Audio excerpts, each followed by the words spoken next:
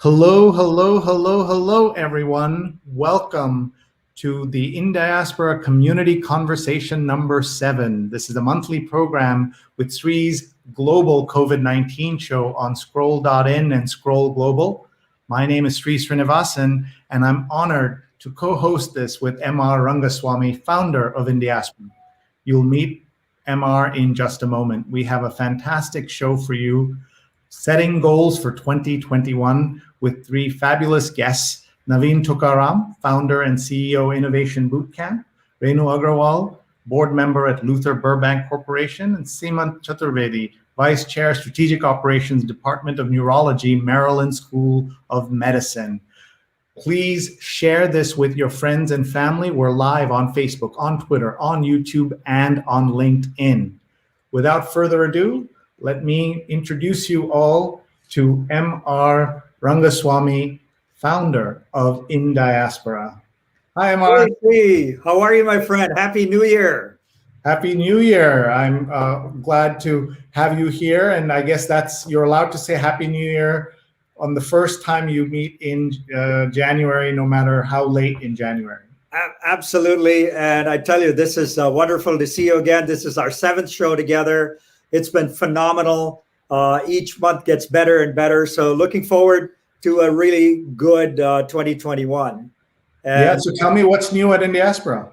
Well, lots of new things happening. I mean, 2020 was a virtual year. So we had to change everything from a physical format to a virtual format. And I think we ended up doing over 40 events last year to bring our members together, to commiserate, to talk to each other, to find out what's going on. And it proved very beneficial for both our members and friends across the country and across the world. We were able to get so many people together at one forum multiple times a month. Some were small roundtables, some were large format events. It was great from a virtual point, but man, I would love to see you in person. I know that's the saddest part about all of this. But one of the things that we have learned is that you can get some great speakers when you do things virtually. Absolutely. We've had phenomenal people last year, like the former Surgeon General, but soon to be Surgeon General, Vivek Murthy, Dr. Murthy. We had Geeta Gopinath, the IMF chief economist. We had Deepak Chopra to talk about mindfulness in stressful times. We had Vinod Khosla, the famed venture capitalist, talk about opportunities. We had so many people. We were so fortunate to get everyone. And again, today we got some amazing people too. So, right. So let's tell everybody what's on tap and who's here with us. Yeah. So we've got 3 amazing Indiaspora members. Navin, Thukkaram. You'll meet Navin. I think I consider him the Renaissance man, and I want to be like him when I grow up. He's done incredible things on the investing side, on the entrepreneurial side. He runs a boot camp. Great guy to get to know. High energy guy. I wish I had the energy he has. We also have Renu Agarwal, who's been a financial services executive for a long time, most recently with Wells Fargo, where she was EVP and COO of their wealth management division. Phenomenal individual and someone you got to get to know. And then, of course, every show we got to have a doctor. So we have Dr. Seemant Chaturvedi with the University of Maryland, working on stroke neurology. Amazing individual who's going to give us some tips. So I said today is kind of setting goals. I call it health, wealth, and happiness. That's kind of what we're looking for in 2021. And that's what we have in store for everyone. Terrific. So you're going to lead a conversation with each of them separately, and then we'll have them all together, right? Absolutely. But I want to tell you one thing, Sree, before we get started. And that is, I set 2020 goals, and I'm sure a lot of us set 2020 goals. And literally every one of my goals, I didn't make it, except for one goal. I set a goal in 2020 that said I will travel less. And I didn't have anything to do with that, but I did travel less in 2020. But all my other goals that I set blew up. So I kind of came into 2021 with a little bit of trepidation. And that's when we suggested to you, let's have a show on goal setting so we can, work in the good times, the bad times, the uncertain times. And that's what we want to explore today. Terrific. So let's bring Navin on screen to talk to you right now. Great. Hey, Navin. MR, good to see you. Yeah, great to see you, man. Whereabouts are you today? I'm in Park City, Utah, which All has right. been flooded with, finance people and tech people as they depart places like Silicon Valley and New York City for a little space and fresh air, Yeah, you're in good company. But let me tell Yeah. the viewers about you. You have done 5 different deals where you've sold companies for $3 billion. You're an entrepreneur. You run the Innovation Bootcamp. You also, do so many other things. I'm permitted to call you a health nut or a health freak. That's fine. That works. Yeah. And you have such high energy. And so tell me, what's the secret of your energy level and your positive attitude? It's super simple, Amar. It's the beard. It's all in the beard. The longer you see, all the Indian gurus have big beards, and that's really the key. Is there any other questions you need to answer? Yeah. So Okay. when you look at 2021, what do you feel like? What does it feel like? Well, I think 2021, I think there's a full moon tonight too, right? So it's good timing for this. So 2021 is really going to be a year of reset. For those who were already on a personal development path, you saw that 2020 was a great time for them. They did meditation, they worked out, etc. And for those who are maybe less on that path, it was a harder year. But I think now we know we have to take our mindset into our own hands. We can't depend on our job, our friends, or social media to keep us happy and healthy. We got to take control of that. So I think that hopefully is what 2021 is going to be about for a lot of people. No, that's great. And one of the things we can come back to this later is, how do you prepare for uncertain times like last year? Like my goals, everything blew up except for the one that I set, hoping to travel less, and of course it worked out. But that's one thing. How do you tackle uncertainty? Well, I'm highly prepared for this show. I did 5 seconds of research on Google, and I found out that 80% of New Year's resolutions are over. They don't happen by February, which is kind of crazy. So why don't I just start off by giving a couple quick tips so we can see where the conversation goes, if that's okay with you. Absolutely. Let's go for it.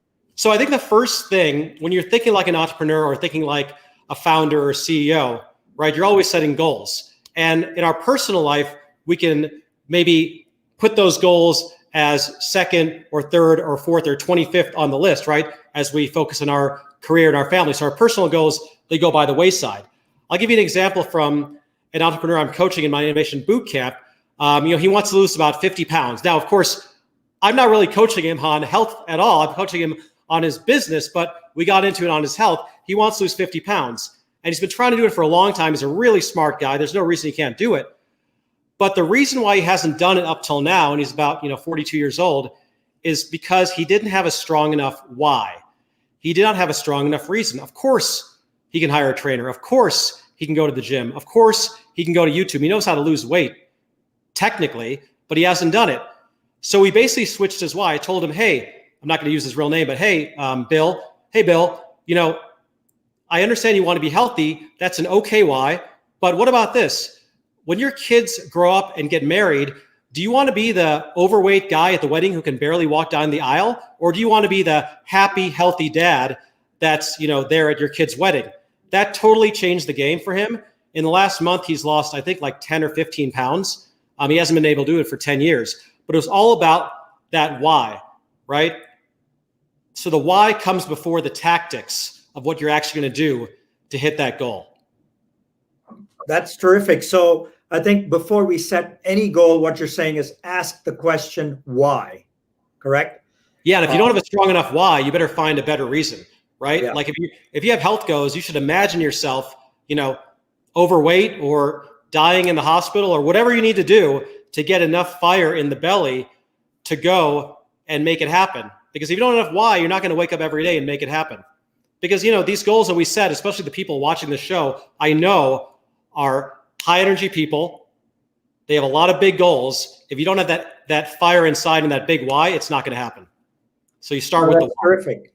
Yeah, I read a piece recently, and again, this is the month of goal setting. So I read a piece recently that says, do 3 things every day. Write down what you want to focus on. Write down what you're grateful for, and 1 thing you need to get done that day, right?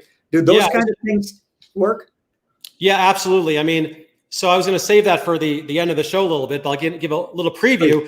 You know, when you want to hit your goals, for a lot of us and a lot of people on the show, you have very big goals, right? You got to always work on your mindset. And the way you work on your mindset is by nailing your routine in the morning. Okay. So in the morning, you want to win the day in the morning. Things like for example, I'll tell you my morning routine. It's gotten pretty involved in the last year, but that's how I've been able to get that exponential, personal growth. So for example, I wake up, super simple.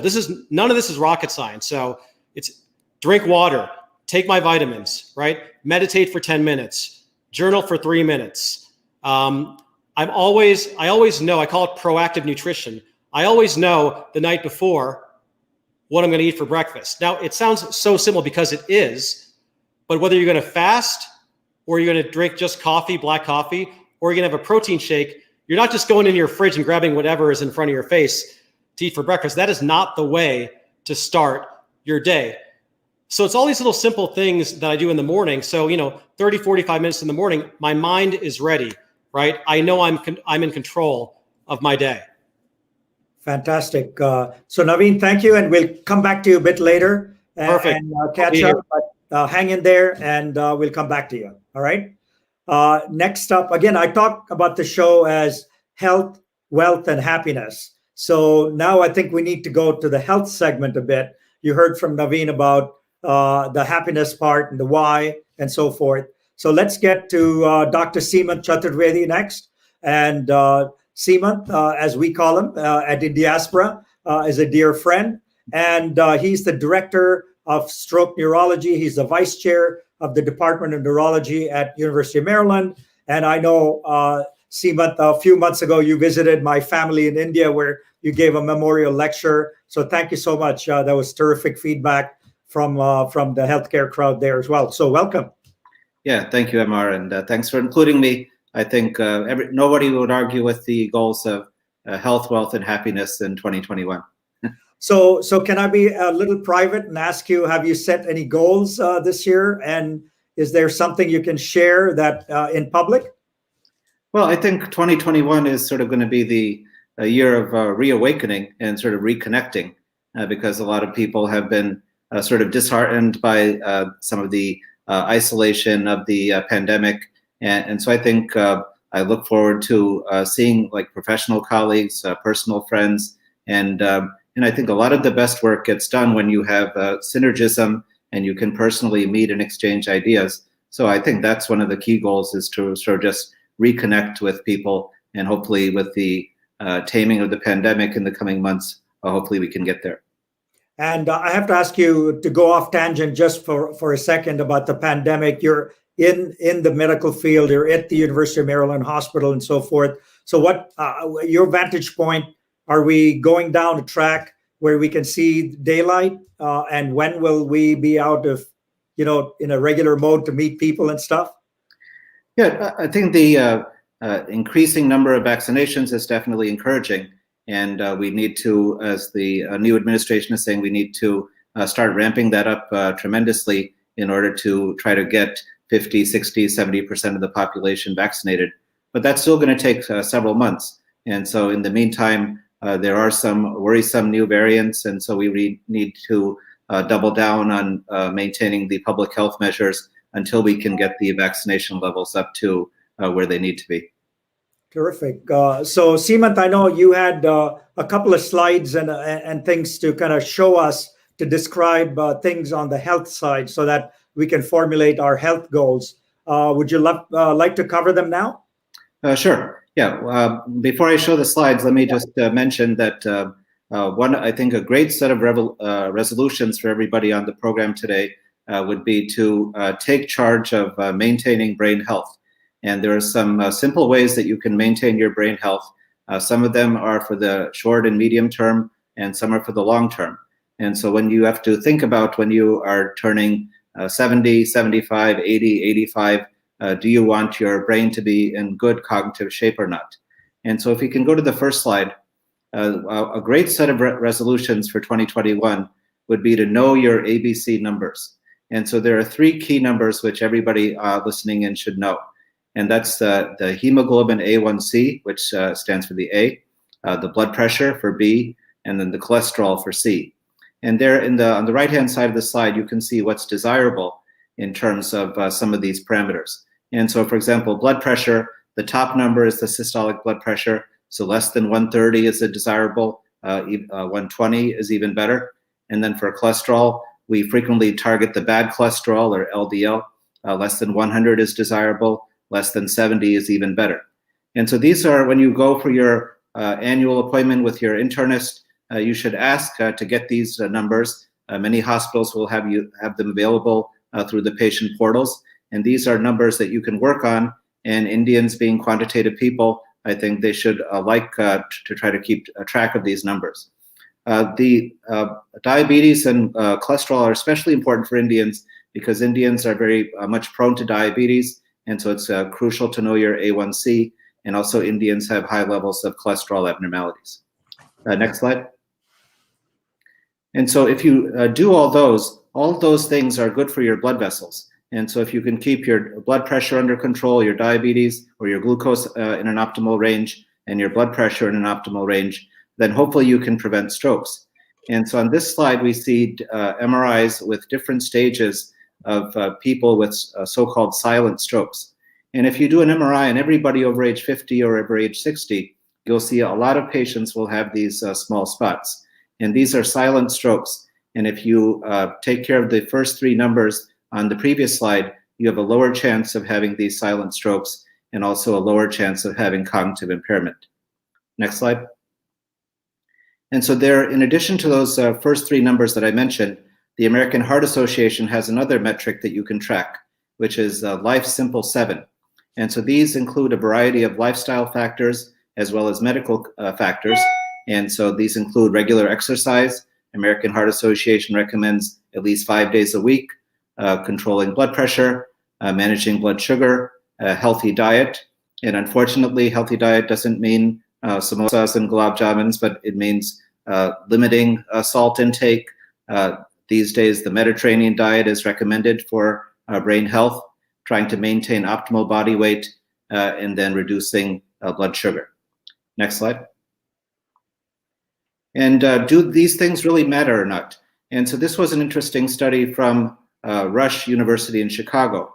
And they looked at 5 different parameters, including some of the ones I mentioned earlier. A healthy diet, at least 150 minutes of exercise per week, abstaining from smoking, light to moderate alcohol intake, and then engaging in cognitively stimulating activities. And what was found is that among the individuals, on the next slide, you can see that if people had, could I have the next slide? If the people had 4 to 5 of these lifestyle factors in the optimal range, there was a 60% lower risk of developing Alzheimer's disease compared to people, participants with 0 to 1 healthy lifestyle factors.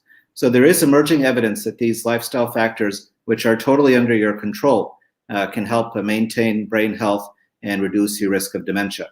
And so as Navin was saying, give some thought as to how you want to be when you're 75, 80, 85. And I think hopefully these will be some good motivational tools. So one quick question from an audience member. How can we check these numbers if we are going to a doctor? Are there technology apps or your iPhone work? Any advice on that side? Well, 2 of them are based on blood work. So you have to give blood to get your blood glucose value and also your lipid profile. The blood pressure you can check yourself with a blood pressure machine at home, but the other 2 will rely on blood work. Got it. So I think, Seemant, in your case, it's pretty clear for health goals why you need a health goal.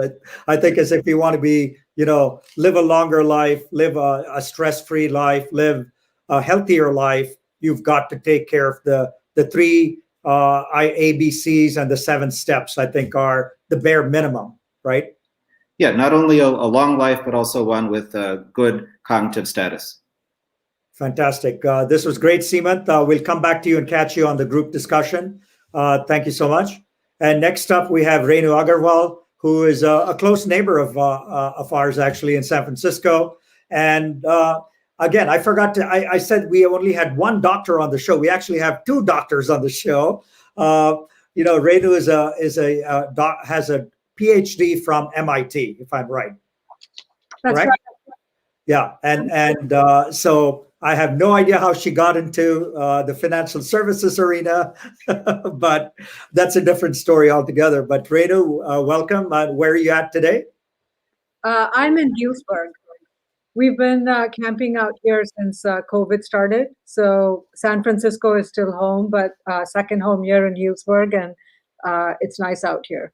Great. Well, good to have you. So, you've kind of joined the board of a company recently, and you're expanding your horizons and so forth. So, what are you thinking of for your own goals in 21? You know, MR, given what we went through in 2020, as I thought about 2021, my biggest goal, I often say that goals have to be specific, but it's not a specific goal. It's more about a mindset to be flexible and take things as they come, given that 2020 was not a year of planning. So having a positive attitude, positive mindset, and helping and being flexible, that's kind of how I'm going into 2021. No, that's great. You're being, very fluid and flexible. Keeping that positive attitude is absolutely mandatory this year, because who knows if COVID is going to take 3 months, 6 months, 9 months. We know it's a long road. Right. So that's good. Now, in terms of unpredictability, which is the other big thing we faced last year, how do you manage your financial goals and things like that? You have such a great financial background. What kind of advice would you have for our viewers? MR, I'd say that the first thing that you want to do ideally is start by understanding your current financial situation. Because if you want to set financial goals, you can't know where you're going until you really know where you are right now. And so similar to, if you're trying to lose weight and you're using an app like MyFitnessPal or, Google's Lose It, you would be getting your baseline. So understand your current financial situation.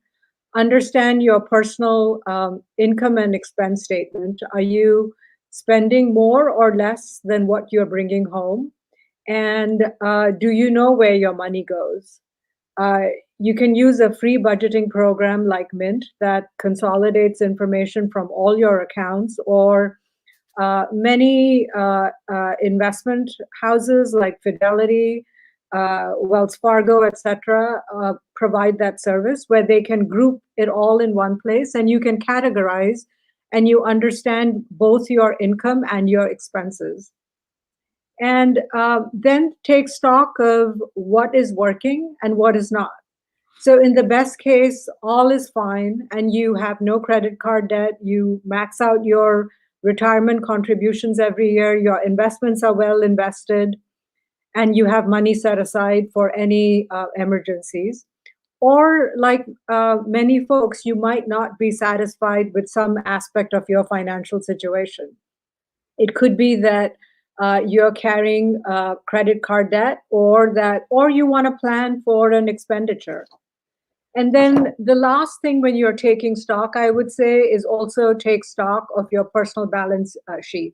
So look at your own assets and your liabilities. Look at liabilities first. So what kind of debt are you carrying? I'm a strong believer that credit card debt is not good. The interest rates are very high, and you should ideally try to get rid of all credit card debt. And then take a look at your investments and ensure that your allocation meets your risk profile. And then after that, if you're trying to manage your financial situation, I would say now put it all together, establish a budget for the coming year, and plan to track your spending so that you understand where your money is going. And then step back and think about what you want and why. I think it was Navin who said that, the easiest way to get to a goal is to know why. And so examine what your financial values are. what does financial success mean to you? For some, success is a luxurious lifestyle with a big car and with a big house and a fancy car. And for others, it could just mean having enough financial security to avoid stressing about money. So everyone's in a different place along the spectrum. Think about what you want, think about why you want it, visualize what you want to be in the future, and then identify what you want to achieve in the short term, in the medium term, and in the long term. And so it's a good thing, I guess, on an annual basis to kind of redo this whole thing, right? Because we forget sometimes, and it's a good time at the beginning of the year, end of the year, or beginning of the year to do this, right? What you kind of went through. That's absolutely right. And MR, even though I'm in financial services, I would say, and you can track your budget by any of these programs or a simple spreadsheet. Life had gotten so busy and we hadn't done that. And 3 years ago, I used one of those programs, and it was quite interesting to see where money was being spent and how the investments were all doing. So I highly recommend it. Fantastic. So that concludes our first three speakers. What we can do is maybe Sree, you can come back for a couple of minutes if you're there, and maybe we can talk to you. What are you've done? What is the show number 260 something for you, right? So I just first of all want to thank Navin, Seemant, and Renu. They were amazing. So many great suggestions and guidelines. Really, it's if you're too lazy to have your own goals, just copy the ones that they suggested. And I think it's really good that we're doing this almost at the start of February, because the goals that many people, as we heard from, as we heard that many people forget their goals, or as Navin said, they don't get to do them. Now you can have a fresh set of goals and execute on them. I'm just so grateful to everyone who's watching. Please tag and share this with your friends and family. They don't have to watch it live. Just tag them on Facebook or Twitter or YouTube or LinkedIn, where we are live as well. And then people can watch this afterwards, so they can watch it live or later. And of course, on all the Indiaspora channels. So please follow Indiaspora if you aren't doing that already. So shall we bring everybody back on? One question for you, Sree. Sure. So do you have, what are your goals? Do you want to talk about anything that you want personally?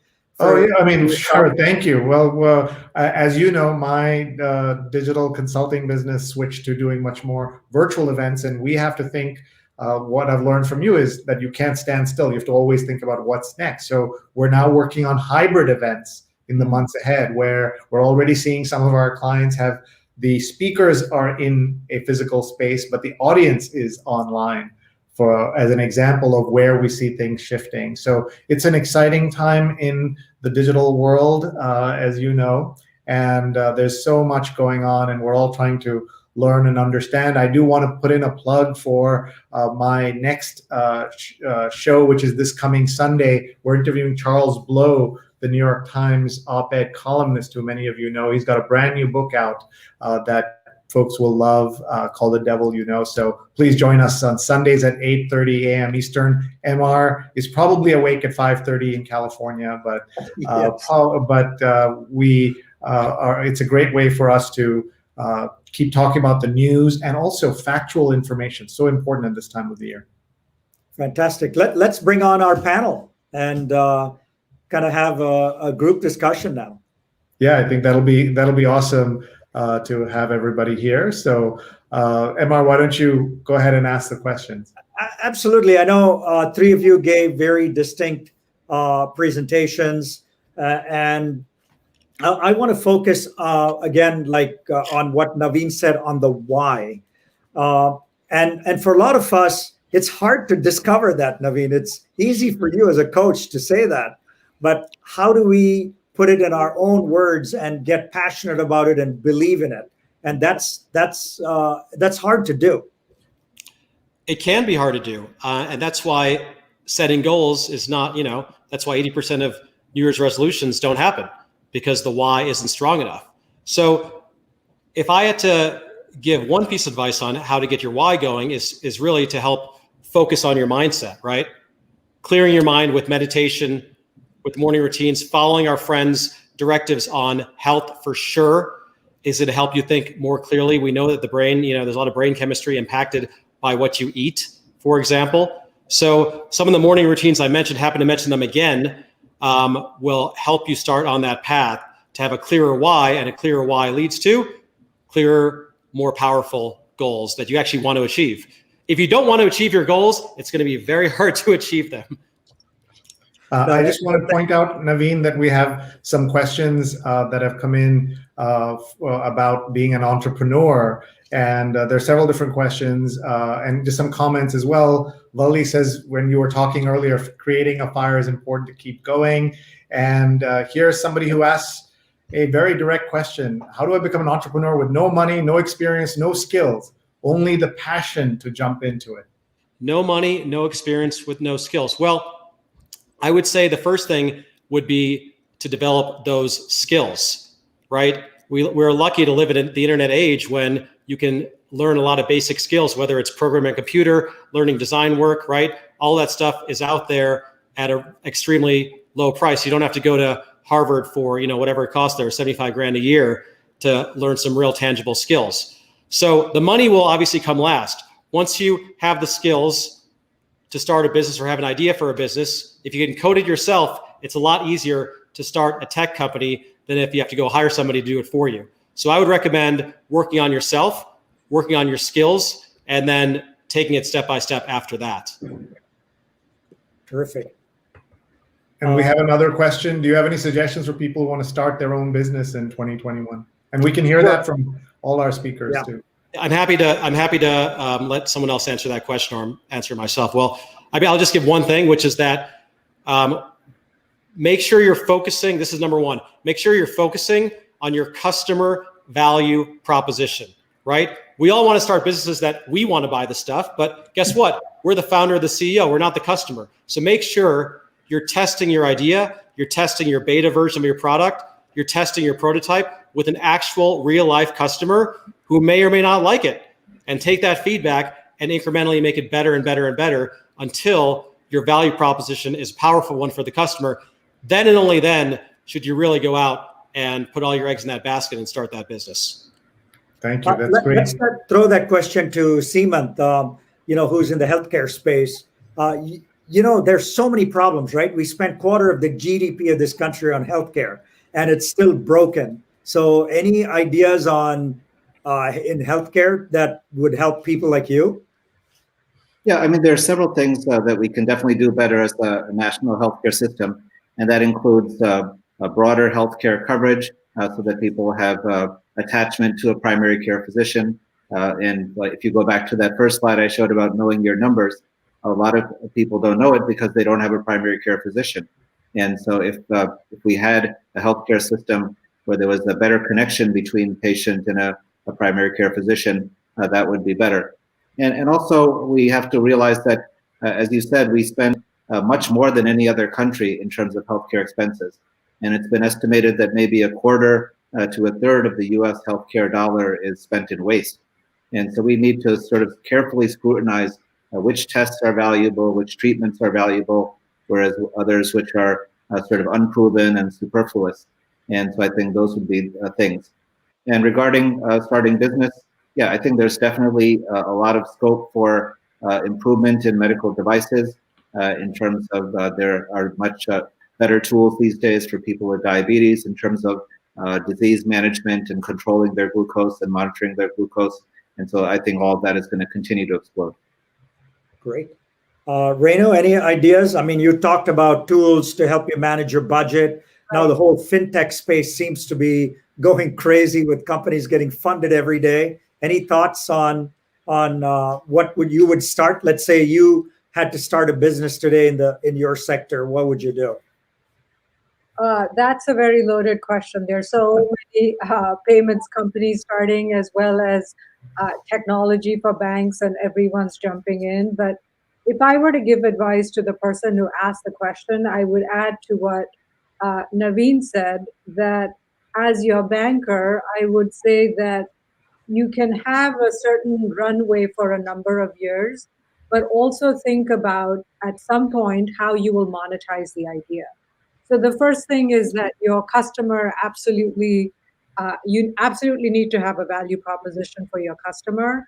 But then besides that, will the customer pay for it, and will you be able to monetize the idea? Good point. Good point. And talking about goals, you have to talk about so many people now devastated by the pandemic, where you've not been able to meet physically. Everybody is in their homes. In this kind of an environment, how do you get beyond the day-to-day stuff you're doing, and how do you get time to even think about goals and think about the future? What are some techniques or things you can do to look forward as opposed to be kind of in the situation you're in today? Anybody want to take it? Well, as we were discussing earlier, I think there is light at the end of the tunnel. And if you listen to Dr. Fauci and the other leading experts, we are making progress in terms of vaccinating a certain number of people every day. And if you look at countries like UK, Israel, they're doing a pretty decent job with vaccinations. But as I said, that will still require us to have a lot of self-discipline in the next few months. And so people shouldn't be totally disheartened. I think it's still worthwhile to set 6-month and 12-month goals, knowing that things are likely going to be improving around the corner. Can I just jump in here? Sorry, go ahead, Navin. Yeah, Navin, and then Renu. Yeah. I'm happy to let Renu go first. Okay, sure. So that is that's very hardening from someone who obviously is all over the sector, that we're not going to be in this forever. We're a few months away maybe from turning a page. I would just say what this last year has taught me, what I've gone deep on, is that we have to be in control of our own mindset. We can't, it's great that the vaccine came out so soon, but we can't worry about that. I mean, that's out of our control. We have to be in control of our own mindset, because look, after this vaccine's over, you can lose your job, you can get in a car accident, someone could die, your business goes bankrupt. Things are going to happen in life, right? Just because it's 2021 doesn't mean we're all, home free. So we need to be in control of our own mindset every single morning, every single day. And then we're naturally going to be happier no matter what happens, no matter whatever Fauci says or whatever vaccines come out is going to be irrelevant to us, because we'll be in control of our own happiness. Great point. And I'd add to that, and I'll share a personal example. So when COVID hit last year, I had just retired from Wells Fargo, and I was starting a new journey, and it involved networking and meeting people. And the first month I was like, I was paralyzed. I was like, okay, how do I go about this? I have a lot to give, and I want to get on boards of companies. So how do I go about this? And then it was a question of mindset. It was a question of how there are always other ways to skin the cat, or other ways to get something done. So keep looking for, figure out a different way to do it, because there have been so many stories of so many companies and people that have actually been successful in spite of COVID or because of COVID. Yep, good, very, very good point you bring up there. And you used, in the time of COVID, is when you joined your first public board, right? Right. So how was that experience? Was it all Zoom and meeting everyone on Zoom and doing this stuff? It was all Zoom. And, the benefit of COVID was people got used to doing Zoom. So in a way, you could meet many more people, and connections with people that were not in your local geography were much more meaningful than doing it over the phone, because pre-COVID, everyone did stuff just over the phone. And so there was a benefit as well. Yeah, so you met the board, you met the chairman, you met the management team, everything was on Zoom. Everything right? was on Zoom, yep. I'd like to ask our guests, especially the entrepreneurs and finance experts, about the big news of the day around what's happening with Wall Street and GameStop, and that what seems to be like a fight between the big finance organizations, like the hedge funds and smaller players. Is anyone able to shed some light on that? Where do you think all of this is going? Because there's so much confusion about all of this. So I don't know, Navin or MR or Renu, if you want to tackle this.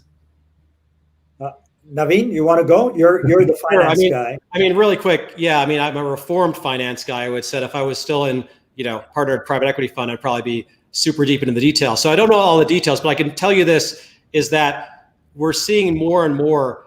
I think the reason why it's such big news is because it's hitting us, Wall Street, hedge fund, billionaires, all that stuff versus the small guy. And without getting into all the different issues that have happened this last year, but there's been so much of that, right? And you see how quickly people are taking sides in this without, based upon what they say on Instagram or Facebook or Twitter. And we all know that the information we get on Facebook or Instagram or Twitter is based upon our little tiny algorithmic, facts that we get. So I'd love to give you my, full conclusion on it, but I know that I haven't done my own research. But what I'd love to do for this year is that I wish everyone would just do their own research, not just depend on whatever's in their feed to determine whatever facts they think to draw their conclusions. I think that's my takeaway from it. I think it's hilarious that hedge fund guys are crying on CNBC over this. I mean, I think that's absolutely embarrassing and just incredibly hypocritical. So that is my knee-jerk reaction. But again, that's based upon my own personal news that Mark Zuckerberg delivers to me. Jonathan Borstein, who's watched all 263 episodes of my show, says, not a gamer, but love that news story. So there are people who are not in the market who are just enjoying this, what looks like a train wreck in some ways. MR, do you have any thoughts on this? I think so. I think, with this story, all I can see is it's David versus Goliath.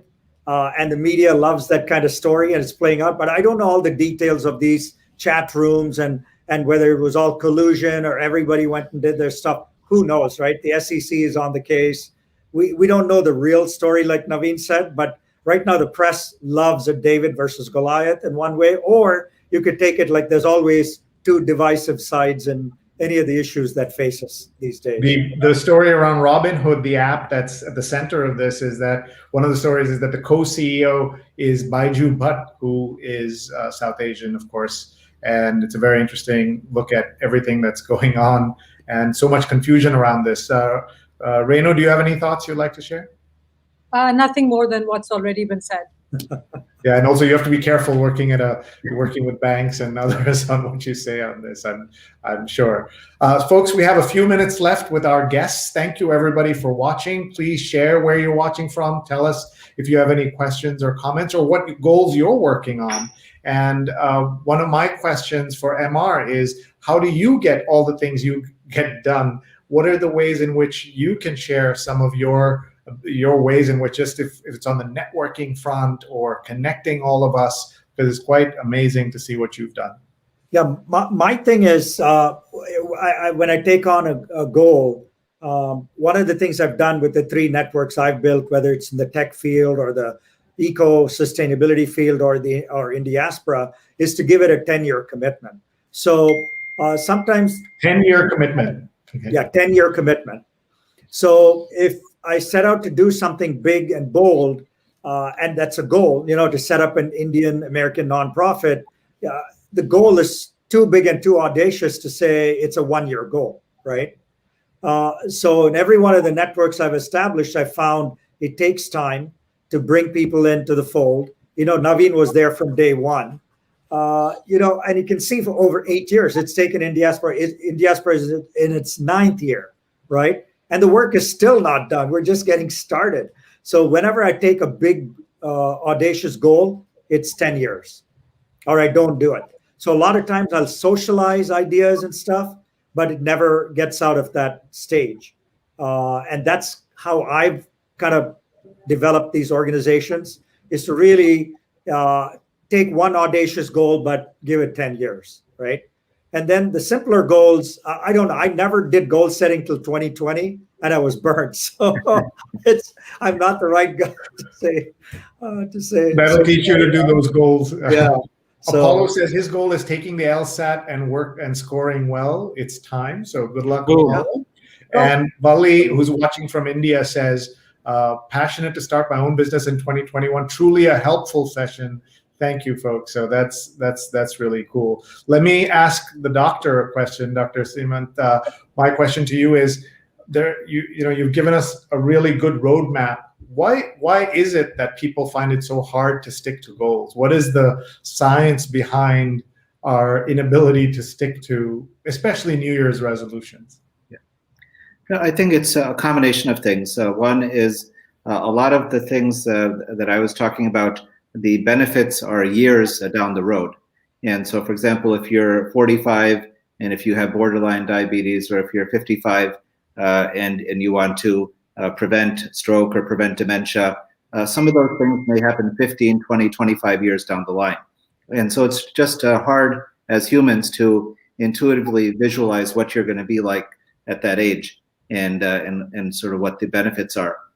Because some of the benefits are things that are not going to be overtly noticeable. And so, yes, you can tell whether you're losing weight, or you can tell whether your diet is improving, but nobody's going to do an MRI scan on your brain every year to say that is your brain still in good shape. And so that's why I like sort of knowing the numbers, because that gives you something quantitatively to track, and you can sort of track that over a period of years to see whether you're falling within the desirable parameters. One other thing I wanted to mention is that I really enjoyed the Indiaspora show several months ago on the wine tasting. And so we should also keep in mind what's the definition of moderate alcohol intake. And the American Heart Association says up to 2 drinks for a man, 1 drink for a woman. And so that's important to keep in mind, because excess alcohol can also be a risk factor for dementia. That's 2 drinks a day for a man and 1 for a woman. Is that right? Correct. Yeah. All right. Yeah, thank I you. see Navin there chugging his water glass. That's good, Navin. Yeah, I guess I got to cut back. I guess that's good to know. I hope that wasn't vodka. And if it's really good red wine, it doesn't count. I read that somewhere. So it's let's see. On the financial side, I got to bring this up. Around New Year's time, I usually try to read at least 1 book a month. Sometimes it's more, sometimes it's less. But one of the recent books I read was called The Psychology of Money. Mm-hmm. And highly recommend the book. I don't know the author. I heard about it. I got it. And really, really good book, even on financial goal setting, because one of the big questions in this book that comes out is how much is enough, right? And that's also another thing that should go into the equation. How much money is enough, or how much of something is enough? And your goal has to be kind of commensurate to that, as opposed to, wanting more and more and more, So I don't know if people had any thoughts, Navin or Renu, you had any thoughts on that? Because when we set these financial goals, you always want to go higher and higher, Yeah, MR, I think, I think we're taught by society, especially in the US, nothing wrong with that, especially as immigrants as well, for those who may be first or second generation immigrants, is that you're taught that you want to be successful, right? You got to be successful. You got to work hard. You got to live the American dream. And I think everyone should do that. But we're taught that if we make enough money and we buy enough stuff, and then we buy some time and we take some vacations and we Insta-story ourselves from Tahiti, wherever people want to go, then we'll be happy. So it's this very long arc to get to happiness. I call it money, time, happiness, right? Instead, we should really turn it on its head and say, all right, what makes us happy? How much time does that take? And how much money do we need to support that lifestyle? That's also one thing. I'm not saying you have to do it only that way, but that's an alternate way to think about this exact problem that you identified correctly. Any other thoughts, Seemant or Renu? Nothing more to add. I totally agree with what was said, and that You could use a financial planner, you could use expertise, but really do sit down and think about what is enough for you. It goes back to what are your values and what are you aspiring for and what are you living for versus is money just driving you? So yeah, that's what I would say. But on a different, yeah, go ahead. On a different topic, there was some dialogue on what makes a goal successful, like what makes a person successfully reach a goal. I can say this for financial goals, but it's also something that I use personally, that to maximize chances of success for all of your goals, think about them organize them as short-term, medium-term, and long-term. That's what I do. And then you might have heard of the acronym SMART, specific, measurable, actionable, relevant, and timely. And if you just focus on like 3 of them, think about the goal as being, make the goal specific. So if I'm thinking of, I want to get rid of credit card debt, I'm not just thinking of it in that manner, but I'm thinking of, I have $50,000 or $15,000 and I'm going to get rid of it. And you can break it down into something that is by month so that it's timely and you can measure progress towards it. And you might do the same thing, for example, for health, right? If you're talking about losing 40 pounds, set milestones and then measure yourself against those milestones and have that dialogue about, are you going to get off the train? And if you change your mind and you want to change your goals, that's fine. But I think holding your own self accountable and being explicit about it and writing it down.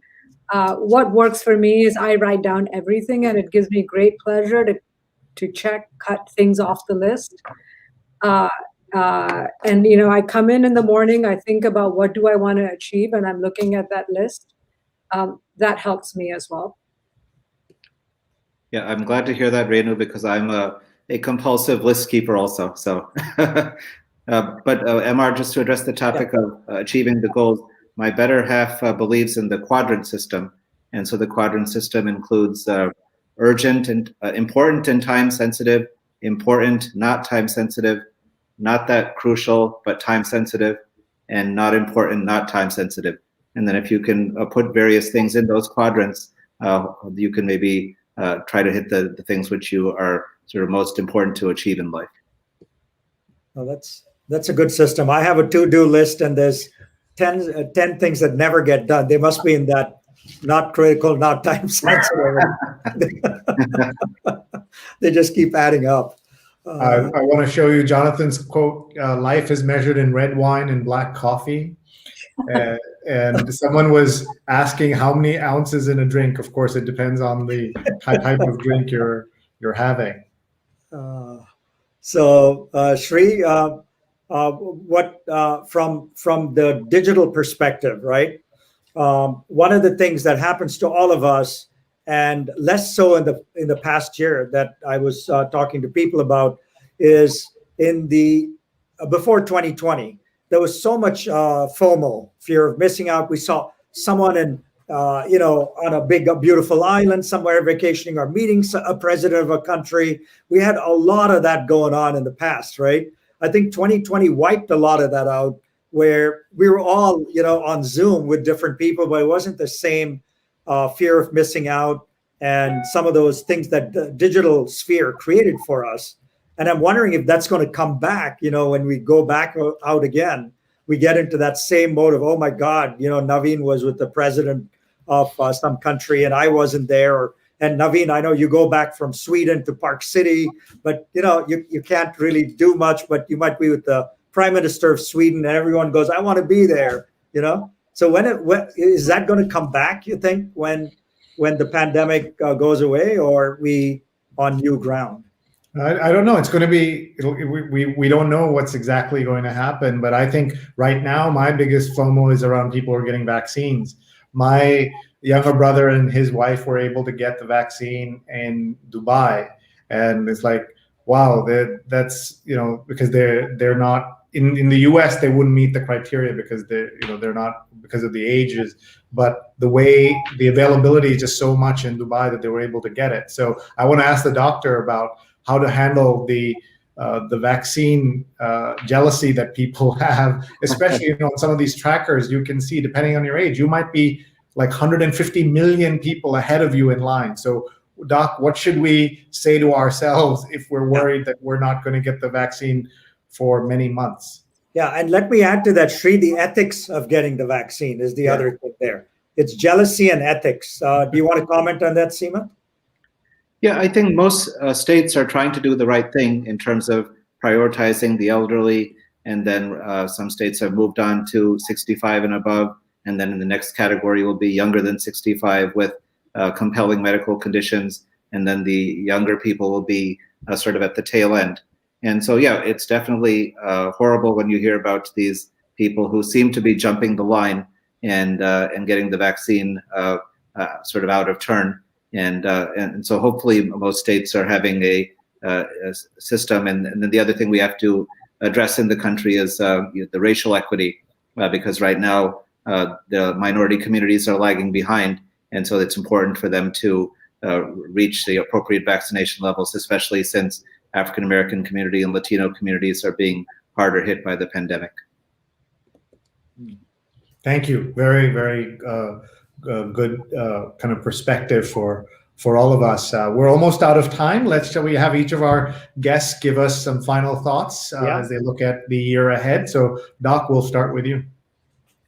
Yeah, I would just say, as some of the other panelists have alluded to, have a reason why you want to set your goals, either for short-term health, long-term health, family history of certain conditions, and then using some of the tools that I used or tools that I illustrated. I think those will go a long way to keeping you in good body and mind shape 10, 15, 20 years down the road. Thank you very much, Dr. Seemant Chaturvedi. Thank you very much for joining us today. Let's go to Renu Agarwal. Hi, I would say know your budget, know where your money is going, know what's your income, and then set your financial goals to be very specific and actionable, and then measure yourself against them. Thank you. Thank you very much, Renu. I appreciate it. And I should just bring back the doctor for 1 second. Let's give everyone your Twitter handle and tell us what you tweet about so that they can follow you. And my Twitter handle is at Chaturvedi Neuro, and I tweet mostly about neurology-related stuff, occasionally some things dealing with New York Yankees or other sports that I'm passionate about. Awesome. So let's go to Navin. Great. So my one takeaway for anyone watching this, if they want to hit their goals, is to focus on your morning routine. Add one thing in the morning that only takes 3 minutes or less. It could be journaling about gratefulness. It could be a quick 3-minute meditation. It could be just making sure you are consistent in your nutrition in the morning. Whatever it happens to be, maybe it's 3 minutes of exercise. Trust me, if you do 3 minutes of burpees, you will be awake. You will be fired up for your day. So just choose one thing, not 5 minutes, just 3 minutes in the morning, something that's going to help you get your mind in the right place to go then achieve your goals. Awesome. And you're on Twitter at Dream Navin. And what do you share online? I'm more on Instagram at Dream Navin. Twitter's for fancy people like you, Sree. I talk about how to fundraise, scale, and exit your startup. And I also talk a lot about mindset and meditation. Amazing. And all of that you can find on Instagram at Dream Navin. Shiva says, a great show. Thanks to everyone. So let's go to MR for his final thoughts.